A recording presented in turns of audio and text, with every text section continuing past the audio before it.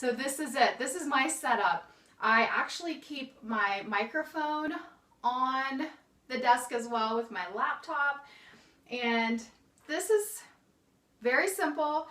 It works for me, but you just have to find something that works for you. So I just turn on the treadmill. And I like to go around 1.5. And I'm ready to go. Now, I tend to use the built-in keyboard when I'm on my treadmill, but when I'm sitting, I'll use the pull-out keyboard at that time. Now, I could bring my mouse up to this desk when I'm walking, but lately I've just been using the built-in mouse. I may need to make some adjustments later, but basically I can be on here, walk, and work. Now, I'm not able to do real intense work that takes a lot of thought and creativity when I'm walking. It just makes it too hard, but when I'm doing things that are very regular or that don't take a ton of creativity and thought power, I can walk. And it's been really, really good for me to get out of my chair and to be walking more and moving more. So I encourage you to check it out. So this is my setup when I'm sitting. I just simply move the table over because it's on wheels, and then I have my office chair, and what I do is I just pull out the keyboard and I use the mouse and the keyboard below, and then the computer is up higher so that I don't sit slouched, but I'm able to sit with good posture. You can see I use these little wrist supports and a mouse pad, but this makes it very easy. What I can do is I can either sit at this desk, I can raise it up and stand, or I can just simply slide it over and use it now as a treadmill desk. And it's as simple as that. My treadmill just arrived, so I wanted to show you and document the process of setting up this treadmill desk so that you might be able to do it yourself. So this is the box that it came in. Now I'm just going to take the treadmill out and I will show you the next step. I just laid the treadmill box on its side and I just slid out the treadmill. If possible, slide it out so that the wheels are on the bottom. I had to flip this over, but it really wasn't, it's not that heavy. So, but if you can, just look at the box and figure out which way the wheels would be on the bottom so that way you can transport it easier.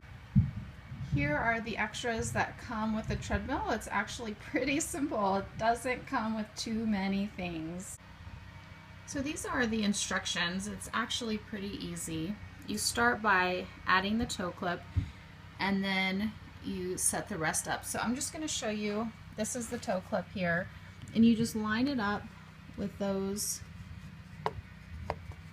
holes,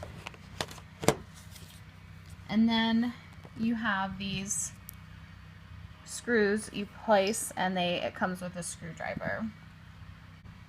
So this is basically what it looks like. You just screw the two different screws in place. It's pretty simple. So the next thing that you do is you just turn this until it lines up with the hole that's already in there, and then you use this screw and you screw it into place. You can see I now have it screwed into place and that is secured. It doesn't move anymore. It comes with an emergency stop, and you just put this here as like a magnet in there, and then it will just hang from your treadmill. The last thing you do is you put the locking pin in place, and this is what you use to fold your treadmill up. So then when you fold your treadmill up, you can just put the locking pin in place by twisting this, and it just holds it into place so that you can store it. The last step is to tighten the safety screw right here at the side, and then when you want to lift the treadmill up, you just have to loosen that safety screw and use the locking pin here. You can store the locking pin here when you don't have it folded up. What I'm currently using is this hospital desk, which goes up and down. It's one of those desks that you use when you stay in the hospital. And I hacked it by putting this folding tray underneath. Let me see if I can show you. Yeah, so I just attached it to the bottom of this tray. You can just see how it kind of barely fits in the back. But I kind of just hacked it to make it work for me because I was having so much arm problems and neck problems that I needed to get this to work. So what I can do then, because there is room underneath this treadmill, is I can just slide this underneath the treadmill to use for the treadmill desk. Well, I now have my treadmill set up, so basically all you do is press the start button and it goes to count down 3, and then if you want to, about 1.0 seemed about right for me. You can just increase the speed to that. The thing about this treadmill is it will automatically stop at 30 minutes. So what you can do is you can set up a timer so that it doesn't jerk you. I also have my stop right here in case I just need to really quick pull this, or you can tie it to you, whatever you want to do. Do you have a treadmill desk set up? If so, share in the comments below.